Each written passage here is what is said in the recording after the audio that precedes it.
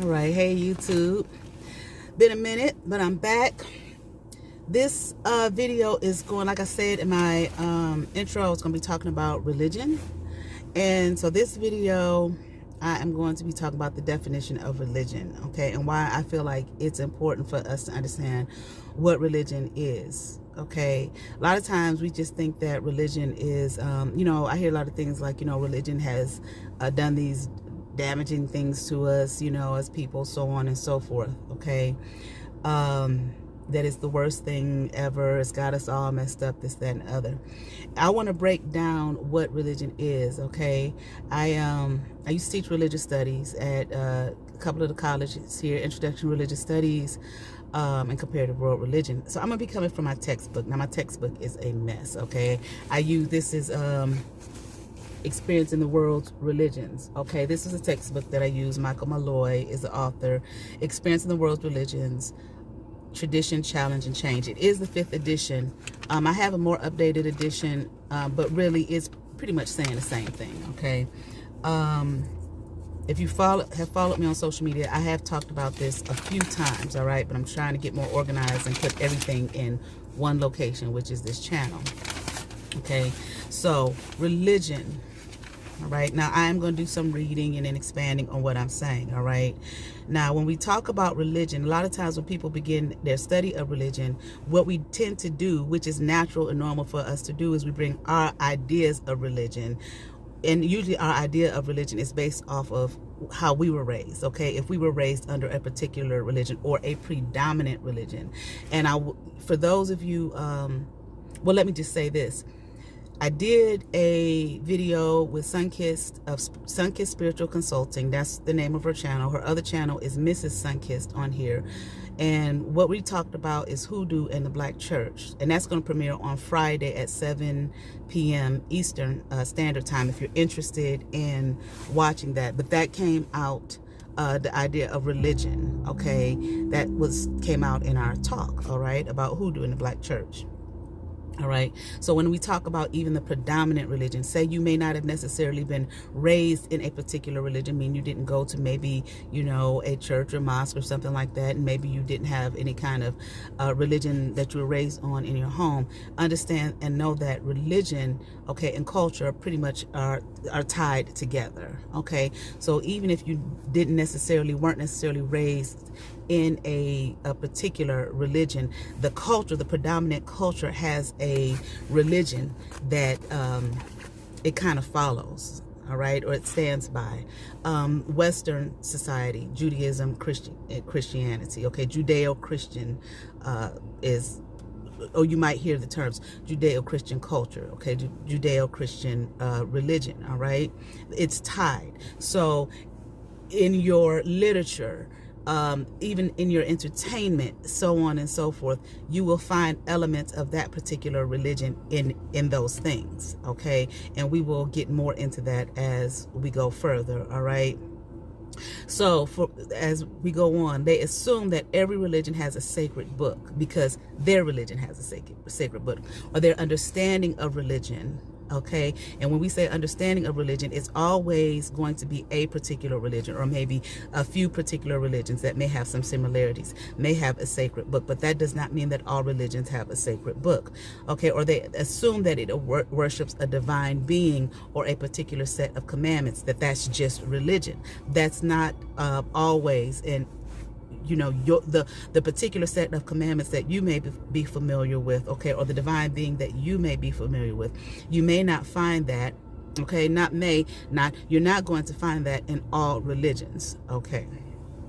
Now, religions do share characteristics, but some don't, okay. For example, Shinto, for example, it does not have a set of commandments, yet it's still considered a religion. Okay, it doesn't preach a moral code, yet it's still considered a religion. Zen Buddhism, for example, does not worship a divine being, okay, yet it's still considered a religion. Tribal religions, they don't have a written or sacred scripture, okay, it's more oral, but yet it's still considered a religion. All right, now we're going to get into what religion means. All right, now, I don't have my other textbook that I use. This book I used for comparative world religion. I have another textbook that I used for introduction to religious studies that has a great definition for what religion is. Okay, now I'm of course speaking from an academic perspective because I taught religion from an academic perspective. All right, so when you talk about religion from an academic perspective, we're not talking from a faith perspective, okay, of what you believe, okay, or what your particular faith teaches. All right, that's your particular religion. You understand what I'm saying?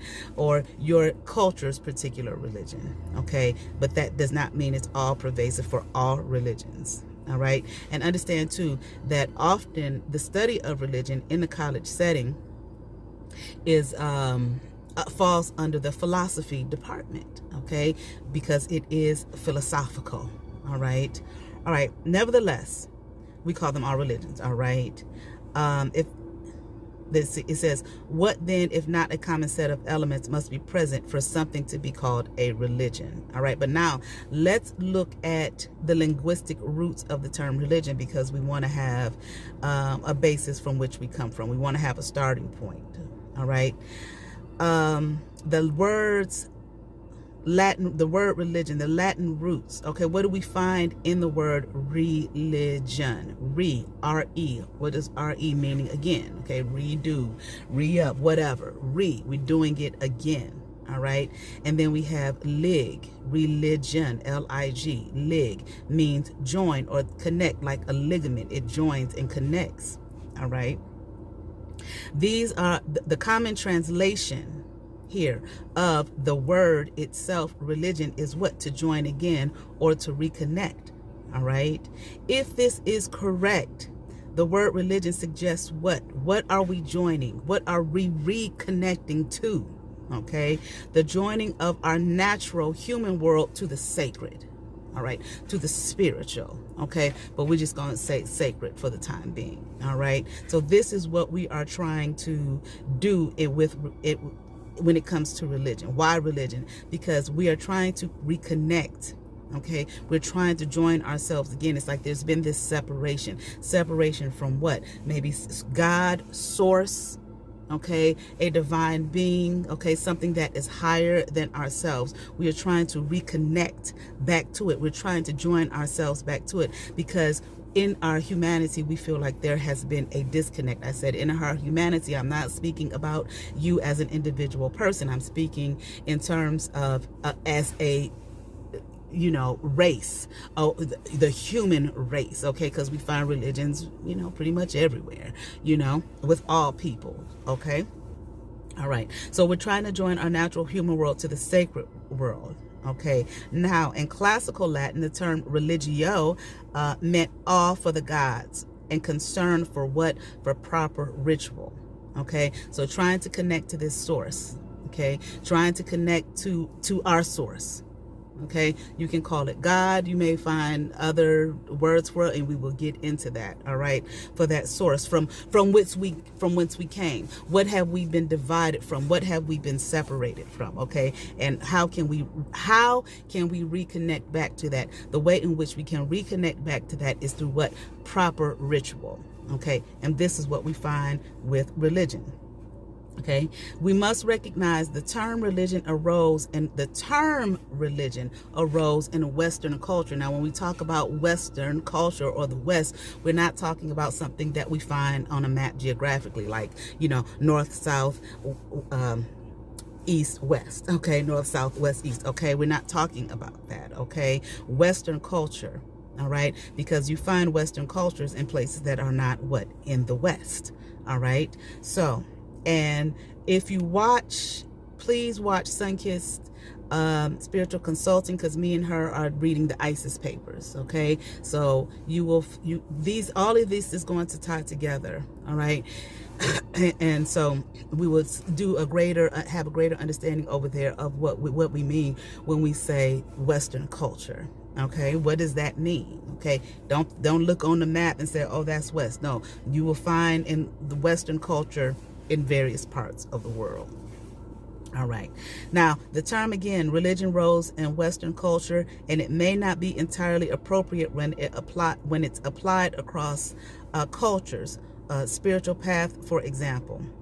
The spiritual path, for example, might be more fitting, okay, as opposed to the word religion, okay? It might be a more fitting designation to refer to other religious systems, okay? And I gotta go in a minute because I gotta go to class. I'm gonna pause this or stop it. I'll edit it all together, okay? We're gonna keep these things in mind when we use the long-established term religion. All right. Traditional dictionary definitions of religion may read something like this: a system of beliefs that involves worship of a god or gods, prayer, ritual, and a moral code. But what's the problem with that definition? There are exceptions, many exceptions to that definition, that it's not comprehensive, nor is it accurate. We want something that is comprehensive, okay? Because like we just said, you're going to have some religions where there's not a worship of a god. There may not be a moral code, but it still falls under the term of what? Religion. So instead of saying that religion must have certain characteristics, it is more useful to list a set of characteristics that are found in what are commonly accepted as religions, all right? Here are the common elements that we find in religion, okay? One, and then when I come back, I'm going to list these, and when I come back, we'll go into depth about what they are. One, a belief system, okay? Two, a community. Three, central myths, okay? And what are myths? Stories. Okay, not, something that we think of as a falsehood. We're talking about stories, all right? 4, ritual.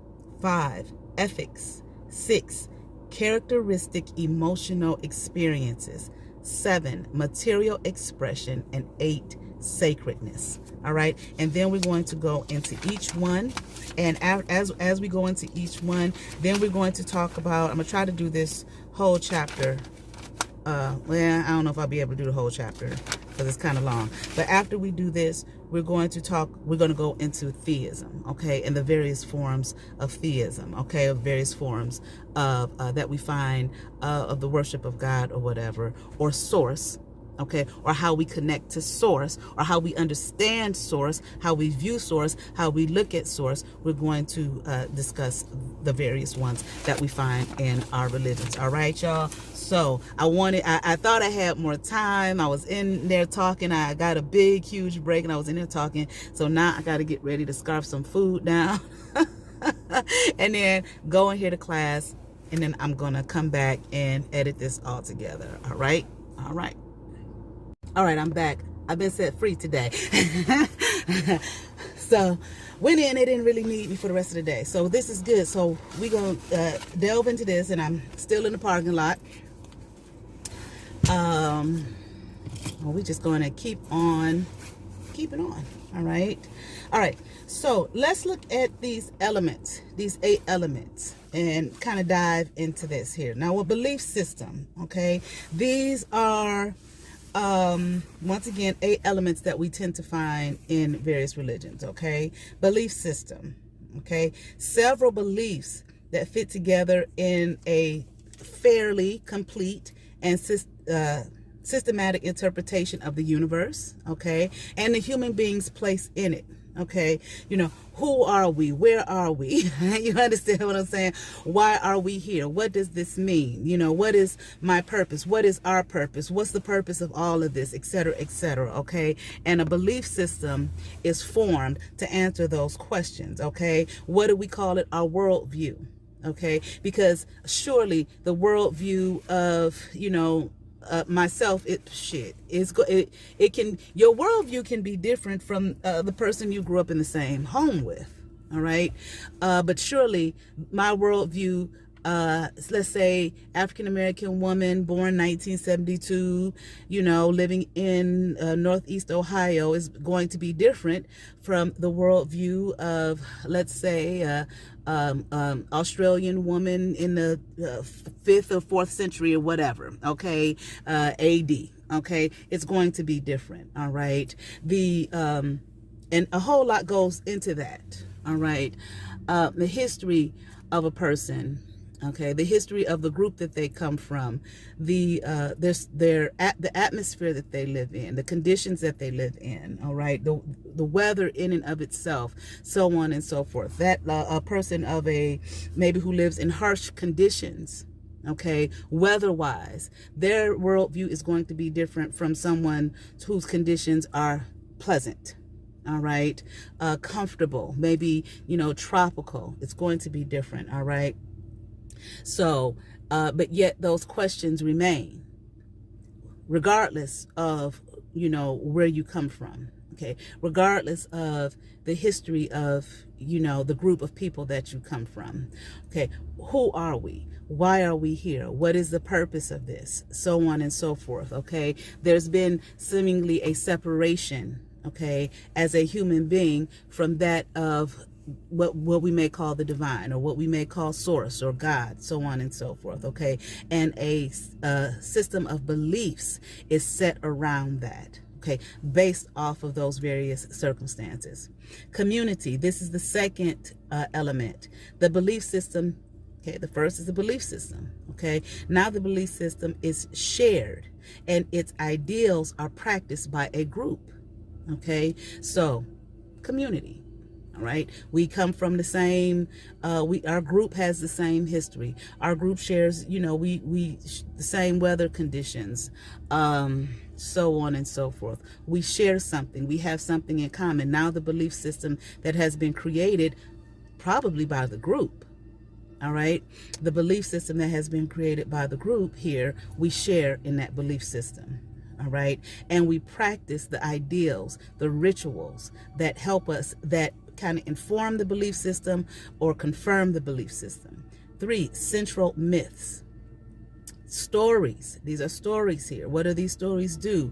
They express the religious belief of a group. Okay. The stories express that belief, and they're retold and often reenacted.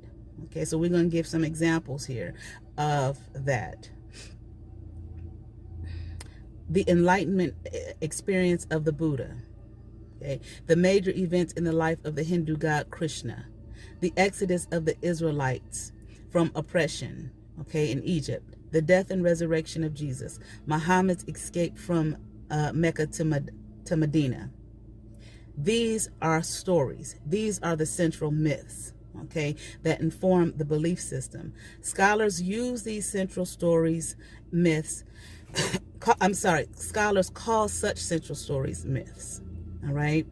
The term myth, as scholars use it, is a specialized term. It does not mean in itself that the stories are historically untrue in proper usage, okay? We're not talking about whether the stories are true or not, okay? It almost is like that doesn't make a difference. That's not necessarily the point, okay? But that the stories are just central to the religion. Okay, each of those, the enlightenment experience of the Buddha, henceforth from that we have Buddhism. All right, the death and resurrection of Jesus. Okay, going from Judaism here into the death and resurrection of Jesus, where a group believed that he was the promised Messiah. Here and henceforth we have this new religion called Christianity. All right, so on and so forth. Okay, ritual is the fourth element. Beliefs, what are rituals? Beliefs are enacted and made real through ceremonies. Okay, so we have ceremonies. Okay, we have worship services. We do certain things in those worship services. All right, to enact the belief system. Okay, for example, okay, the Eucharist, for example, okay, or communion. Okay, that is one example. Here we go into the fifth element. All right, ethics, okay, rules about human behavior, okay. Now, rules are established. Often this is where I feel like, or what we may call the dogma, okay, of the religion, all right. Well, maybe not only, but I want to say often this is where, then people, we find people upset. You understand what I'm saying? About that's not necessary. We don't need to do that anymore, so on and so forth. But it was needed at a particular time, all right? And some faiths say that, well, it's still needed, all right? But what do these rules, what are these rules about? Okay, we have rules in our society. In every society, there are rules for human behavior. It is not just, based off of religion in and of itself. How you should act. Okay, this is part of, rearing children. Okay, we want to teach them what is appropriate and inappropriate in our particular society. Okay, and what we may find is appropriate or inappropriate in our particular society, in our particular culture, for whatever reason, based off beliefs that have been a belief system that has been established, may not be a problem in some others. All right. These are often viewed as having been revealed from a supernatural realm. Okay, but they can also be viewed as socially generated guidelines. All right, let's go back. These are often viewed as having been revealed from a supernatural realm. Human rules. Rules for human behavior. The 10 Commandments. How did they get the 10 Commandments? Moses went up to the mountain, spoke to God, saw God face to face. All right, and here he gave them, take these rules, what these people need to do or not do, and take them to the people. Now, stay with me, okay? For those of you who are learned, okay, on various topics concerning religion, all right? All we're doing right now is establishing, okay, what religion is. We're not talking about, whether it's right or wrong, or that ain't historically accurate, so on and so forth. No, we're just talking about the religion in and of itself, not a particular religion, not the teachings of a particular religion, okay? All right, because, for example, Christianity is not the base or basis for all religions. That is that particular religion. But it is so pervasive in Western culture, once again, Judeo-Christian culture, okay, that we can tend to look at our worldview and our understanding of Christianity and paint it or believe it to be religion, all religions, period. All right, and that's not the case. All right. So, again, that's just an example of getting rules for human behavior from a supernatural realm. All right. 6, characteristic emotional experiences. Among the emotional experiences typically associated with religions are dread, okay, guilt, awe, mystery, devotion, conversion, okay, rebirth, liberation, ecstasy, bliss, and inner peace. Okay, now I may, because I do come from a Christian background, okay, I may give examples often from that, more so than some others. All right, but dread, okay, and even, we talk about Christianity, for example, you may find the idea of dread, maybe not in the Catholic Church, okay, maybe, okay, maybe more so in Protestant denominations, and even in that, not all Protestant denominations, you may find that more, maybe the idea of dread, okay, or fire, brimstone, hell, if you don't do A, B, C, and D, if you don't follow these particular rules, okay. Guilt, you may find that again in that faith or many others, okay. Awe, okay, experiencing the maybe the feeling of, the Holy Spirit, okay, in your worship service, or when some of these central myths are reenacted. All right. Conversion, we find that, okay, definitely in Christianity, okay. I would say Islam too, I believe, all right. A rebirth, okay, being born again, we hear about that, okay. Liberation, now I've been set free. Okay, the idea of that after this rebirth has taken place, okay, after you have been born again, after you have been converted, okay, after you have made some kind of devotion to a particular deity or to a particular belief system, now I am free, okay. Ecstasy, okay, bliss, inner peace, and we can often find the ecstasy, the idea of ecstasy or bliss in these sometimes in the rituals that are practiced. All right, the 7th element is material expression. Religions make up an astonishing variety of physical element: statues, paintings, musical compositions, buildings, chants, instruments, objects, ritual objects, flowers, incense, clothing, architecture, specific locations. That's the material expression, okay? You see a cross on someone's neck, that's a material expression of a particular faith, the crucifix, okay? You see the moon and the star that we find in Islam, or the Star of David. These are material expressions, okay? Incense being burned, okay, during worship services or during the rituals that are being reenacted here. The central stories, myths that are being reenacted, all right? Clothing, wearing a certain, dressing a certain particular way, okay? Where, you know, the woman might have to cover their bodies. The men may have to dress a certain way. They may have to, like we find in Judaism, or we find in some of the traditional, some of the Hebrew communities, okay, with the fringes on the bottom of their clothes, okay, having to wear their hair a certain way, okay, or having to, you know, have a beard, so on and so forth, okay, clothes, you know, having to be completely covered up, all right. I'm trying to think of, those are all I can think of right now. Architecture, once again, okay, you know, for the most part, when you see a church, you know, you see the tall steeple, not always, you know,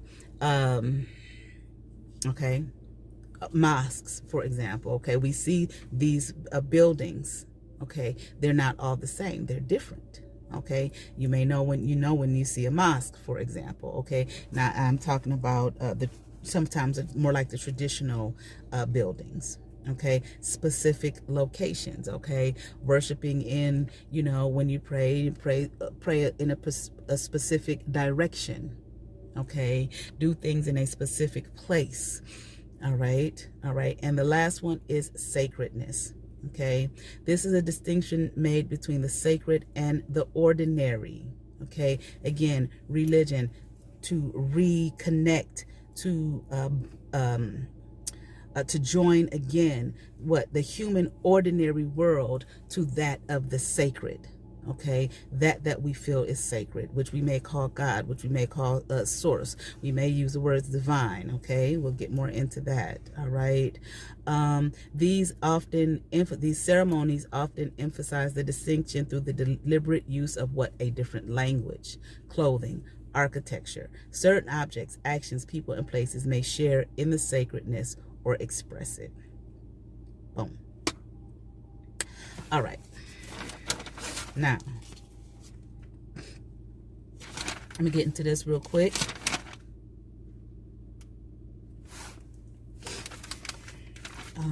The sacred. Okay. I have underlined so much stuff in this book. I don't want to read, you know, everything word for word here. All right, but let's see here. Okay, what is the sacred when we talk about the sacred? Okay. All religions, what we find with all religions, what are they concerned with? The deepest level of reality. The deepest level of reality, not the surface reality, the human ordinary reality, the material world, but the deepest level of it, which is, again, trying to connect again, trying to join again to the deepest level of reality, the truth of who we are, the truth of where we came from, so on and so forth, what we seem to have been disconnected from, okay? The sacred.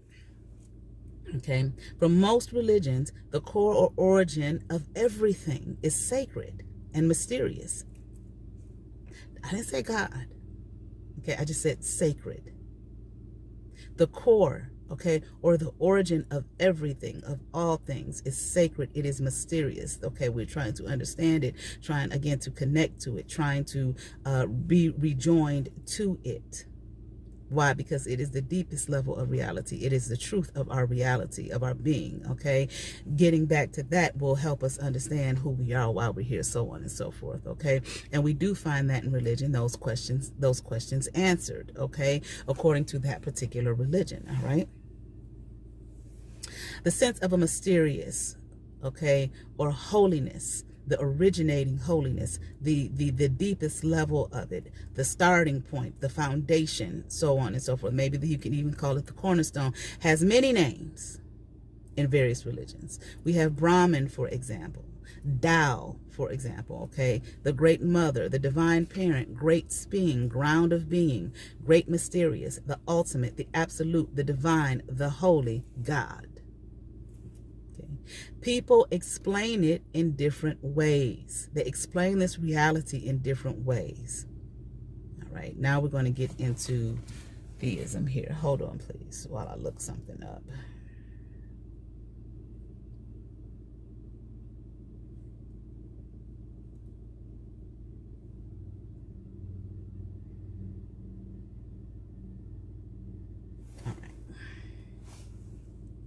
We're going to look into theism, okay?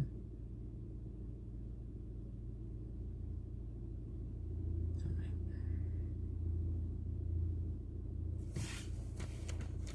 Now, what do we find in the Western world when we talk about theism?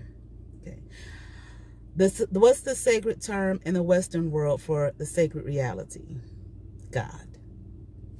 God. Okay, you say God, pretty much everybody knows what you're talking about. Okay. What do we find here in the Western world in terms of God? Monotheism. Okay. What is monotheism? The belief in one God, or the belief that there is only one God. All right. This God, okay, or the term God, carries with it a notion of a cosmic person. Why do we say that? Because this cosmic person, okay, we describe God in our descriptions of God. We describe God in a personal form, okay, and kind of a human form in a sense, okay. We give it a gender, okay. It has a personality, okay. It speaks to us, all right. It seems to do well, I can't say everything, but it seems to do what human beings do, but it is a cosmic force or a cosmic person, all right? It has a will. It is a divine being, true, but it has a will, okay? It has intelligence. We view this God as just, compassionate, and infinite in virtues.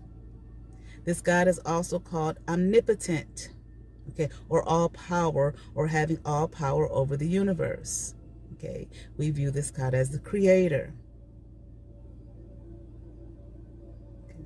Even though it has personal aspects, all monotheistic religions agree that the reality of God is beyond all categories, okay.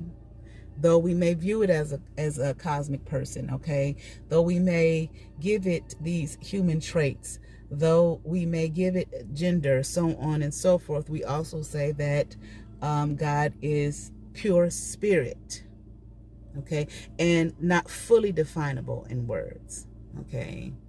All right.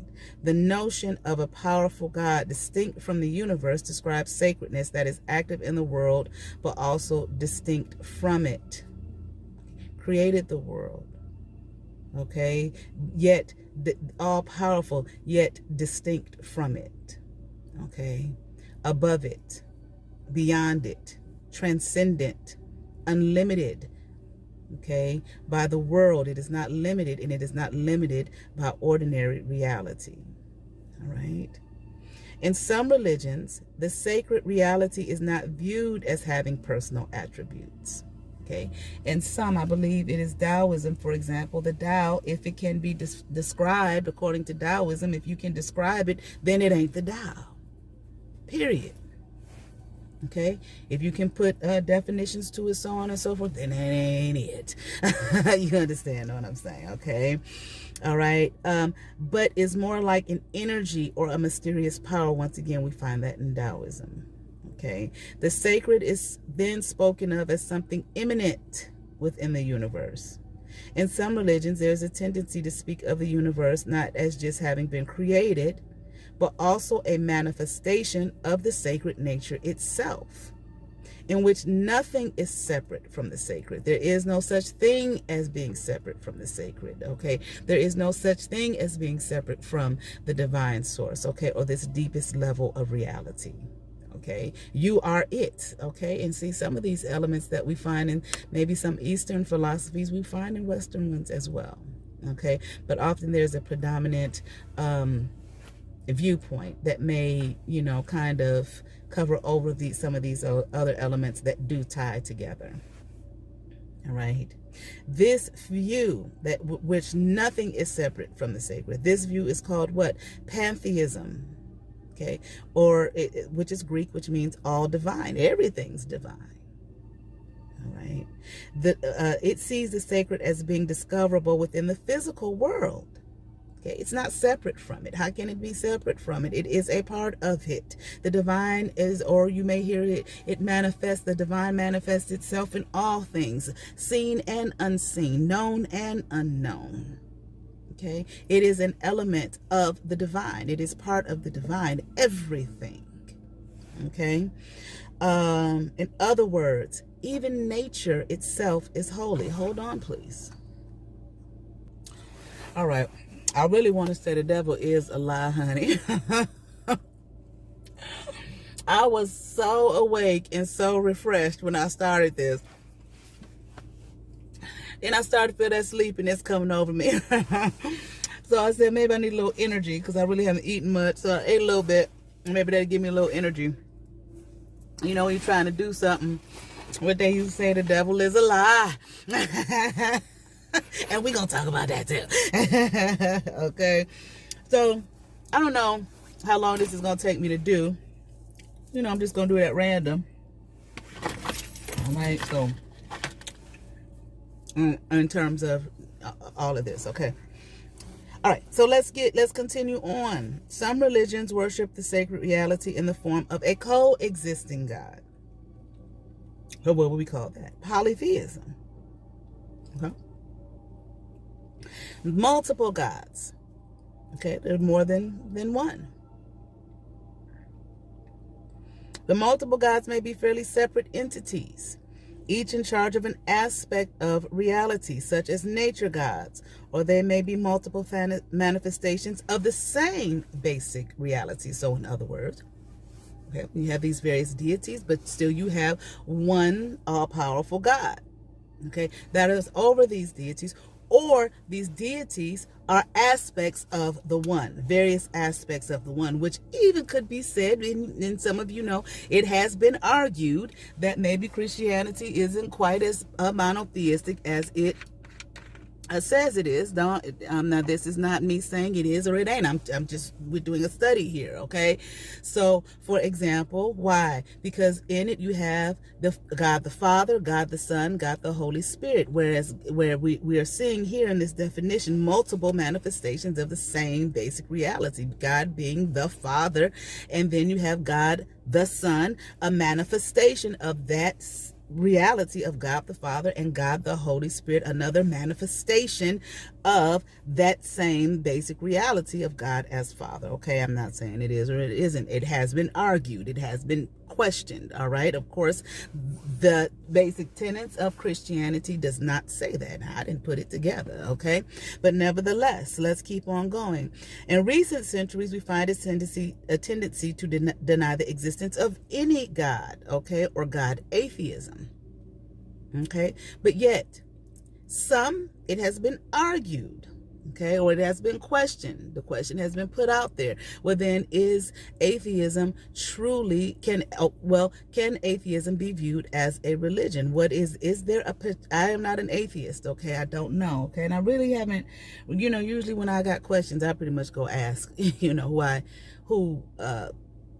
if I had some questions about atheism, I would go ask an atheist. Okay, to this date, I did start to read a book on atheism.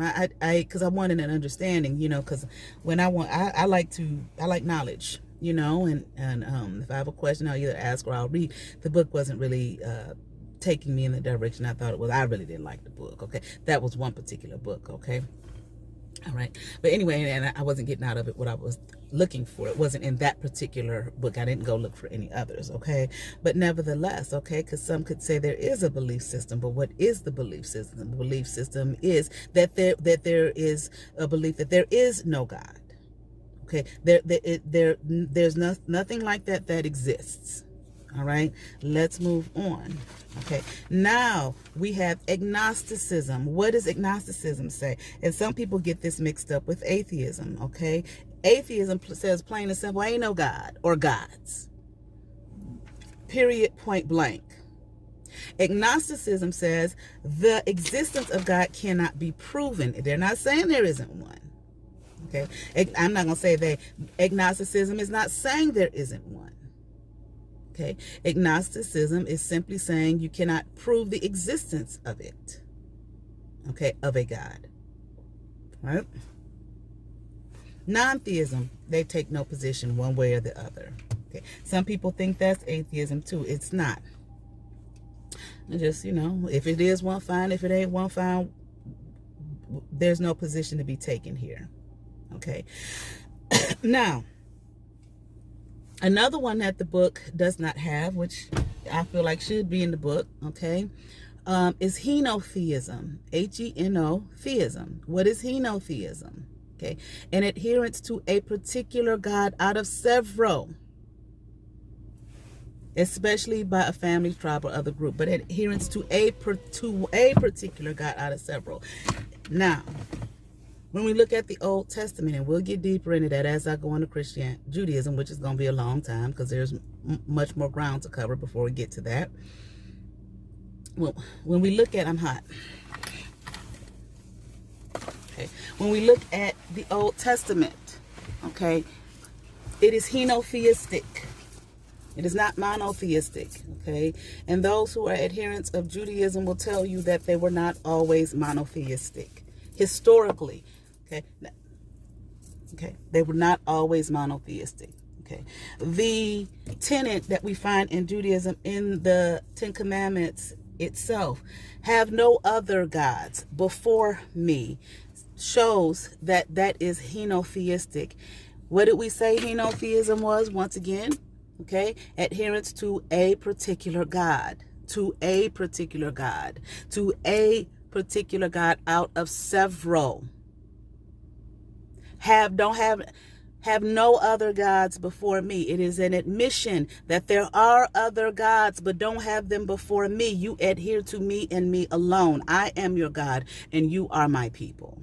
This is what we find in Judaism and in the Old Testament. And once again, I said in the Old Testament. And once again, you know, they will tell you historically, okay, no, the Jewish people were not always monotheistic. Okay, all right. Now, let me see where we want to go.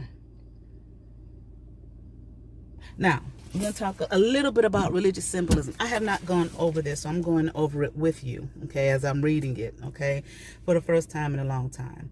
Me and Sunkiss, we went over the ISIS papers last night, and we talked about, we just read the, what was that we read? The dedication to the book, the preface, and the introduction, where she talks about symbols, okay, symbolism, the world, symbols, letters, are symbols for sounds.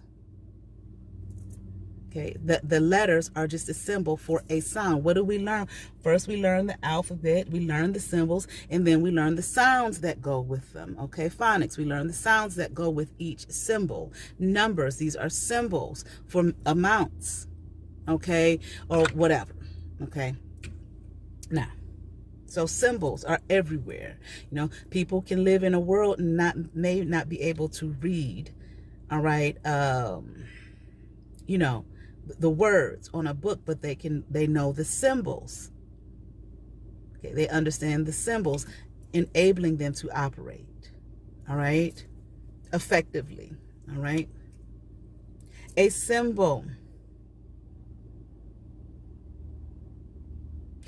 religions express truth symbolically, okay? A symbol is something fairly concrete, ordinary, and universal that can represent and help human beings intensely experience something of greater complexity. For example, let's talk about these religious symbols. Water, what will water represent? Spiritual cleansing, okay? The sun represents health. Okay, we know without the sun, we're going to have some problems. Okay, water, it cleanses. Okay, so what do? We will, baptize ourselves in water for the spiritual cleansing. It is symbolic. Okay, is it the water in and of itself that cleanses us spiritually, or is it a symbolic, because we know that water cleanses? Okay, a mountain, strength. Okay, we talk about, often we see a lot of that symbology. Okay, mountains, for example, the pyramids, in a sense, is a mountain. You're climbing. You understand what I'm saying? To get to a point. Okay, and that point represents something. Okay, maybe that deepest level of reality. I'm not saying it does or doesn't. I'm just giving some examples here. Okay, even like we went to the Valley of the Kings, where they stopped building the pyramids. Okay, but they built mountainous, type of mountainous type ranges, or whatever, I guess you could say, to vary. Now, here's where we bury the pharaoh, still in this mountainous type of environment. Okay, strength. Okay, and a circle. What does the circle represent? Eternity. Okay, and we know that. All right, a wedding ring, it represents eternity. We're supposed to be together forever. All right, we frequently find some symbolism, both deliberate and unconscious, in religious art and ritual. All right. Symbols for those who are dream interpretators. How do you interpret that dream? Okay, this person tell you what dream they had, and you understand the symbols in the dream, therefore you are able to interpret it. Okay, Sigmund Freud introduced his view of the dream as a door into what? The subconscious levels of the mind. He argued that understanding dreams symbolically, we can understand our hidden needs and fears. For example, a dream of being lost in the forest might be interpreted as distressed, okay, or over losing one's direction in life. A dream of flying could be interpreted as a need to seek freedom. Okay, Carl Gustav Jung extended the symbol focused method of dream interpretation in dream interpretation to the interpretation of religion. Okay, Joseph Campbell, mythologist, for those of you who are familiar. Let me see. What did he popularize? Let me see. Some religious leaders have been cautious about this approach, popularized by the mythologist, Joseph Campbell, lest everything be turned into a symbol and all literal meaning be lost. Okay, so some people don't believe in that, are careful about that. All right, and specialists in religion oppose the view that two religions are basically the same simply because they share similar symbols. All right, there is no doubt many of the same symbolic images and actions appear repeatedly in religions throughout the world. Water, once again, we find that often used, okay, in many religions. Okay, ashes is another one that has been used in various religions. Okay, what does it suggest? Death and the spirit world. Let me see.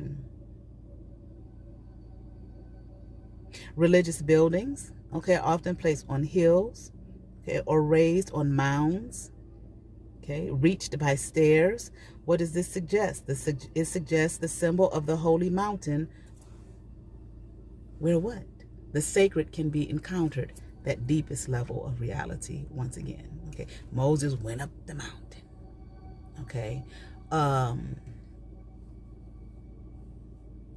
I'm not quite sure, so I ain't gonna say. I was thinking about Jesus when he was tempted by the devil, but we'll just go on because I'm not 100% sure. Okay, we find various religions the recurrence of a symbolic story of transformation. Okay, a state of original purity degenerates into pollution or disorder. A battle to fight disorder culminates in a sacrificial death. The result is a renewed sense of purity and order. Okay, so we see that often when we talking about, like, people talk about spiritual warfare. Okay, but this is what happens, this symbolic story of transformation.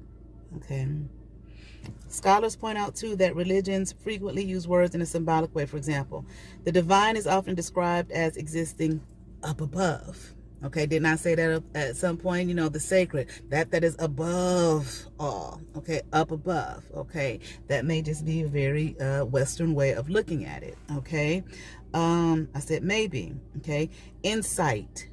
What do we say about insight? That we are awakened or enlightened when we have insight. Okay, or even intuitive. All right, a person can feel reborn. Okay, we talked about that, being born again. Okay, the symbolisms of light and dark, okay, in terms of spiritual things. Okay, when viewed this way, religious symbols, myths, and terminology at times suggest a universal symbolic language that all religions speak. Okay, those that are interested in religious symbolism hope that understanding the language of symbols will help uncover what is universally important in all religions. All right, I'm just gonna go over a little bit more, much more as my head can take for the time being. Okay, and maybe I will, if I have this kind of free time tomorrow, I'll finish this out because there's a lot here. Okay, now speculations on the source of religion.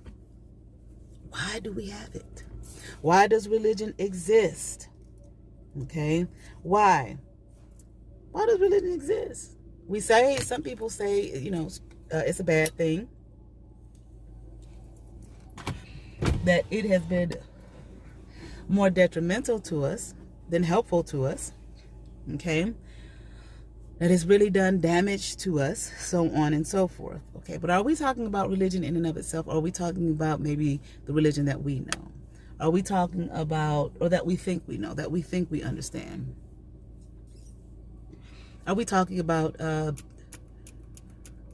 religion in and of itself? Or are we talking about what people, how human beings have taken this thing that has been made by other human beings, okay, to connect us to source, or to connect us to the sacred, okay, or God, okay, or many of the other names that we just heard, okay, from this because seemingly we have been disconnected from it, okay, or for those faiths where they don't believe there is been any kind of disconnection, okay, where there's some kind of, I guess you could say, maybe a paying homage to it, okay, people have used it, or are we talking about people who have used that to control other people, to control groups of people, so on and so forth? All right, but let's just see.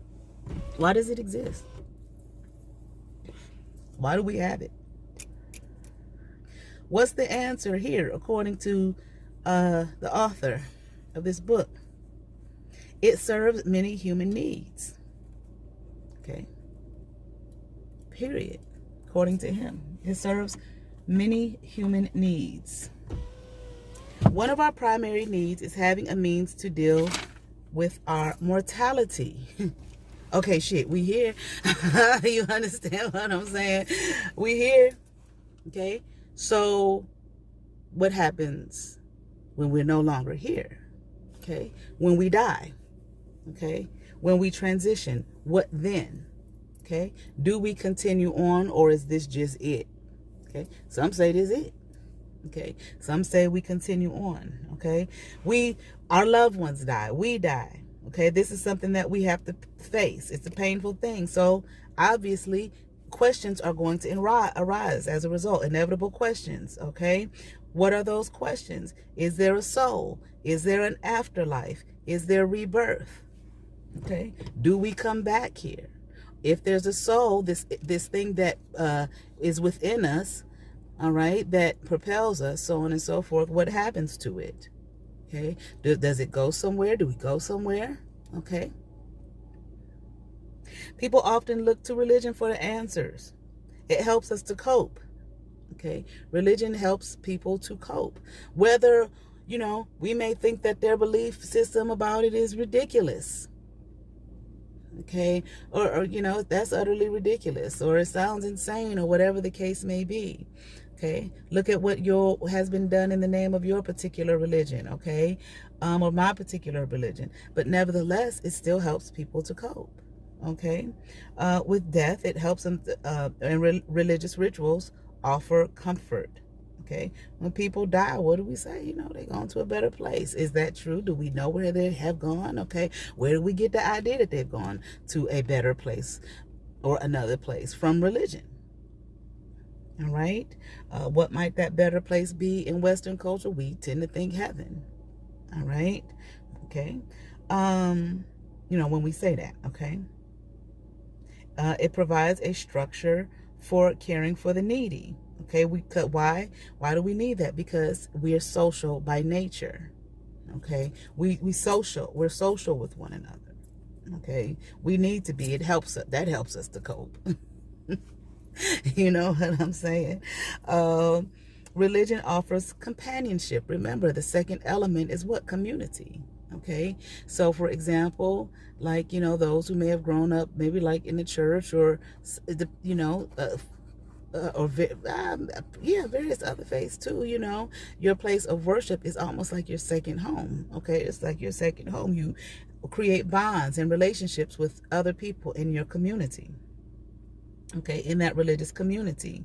All right, it offers fulfillment. Okay, fulfillment that we find when we belong to a group. All right. Humans need to seek out and create artistic forms of expression. Religion helps do that. We talked about the material expression. All right. The most basic function of religion is to respond to our natural wonder about ourselves and the cosmos, okay, and the universe, okay? It helps us to relate to an unknown universe by answering questions of who we are, once again, where we come from, where we're going, why we're here, what is our purpose. All right. Okay, now I'm going to stop because I'm getting a little heavy here. My eyes is getting heavy. And this is kind of a big section. This next section is a big section. And it's big enough that I'm a little too sleepy to go through it right now. Okay, but I'll just start it off. The three that we talked. Next thing we're going to talk about the patterns among religions. We talked about the elements. We talked about theism, various forms of theism. We talked about the source of religion. Okay, what religion is.